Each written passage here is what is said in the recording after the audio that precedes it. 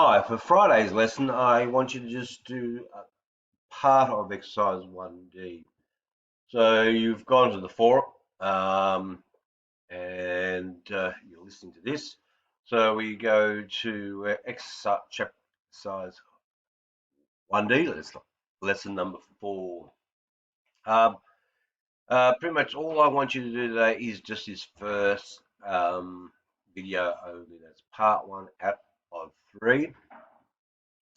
Then make some notes. I'll go back to the front page where all the instructions for this class is, and that is make some notes either from the video or examples 1D1 and 1D2, which is found on page 23.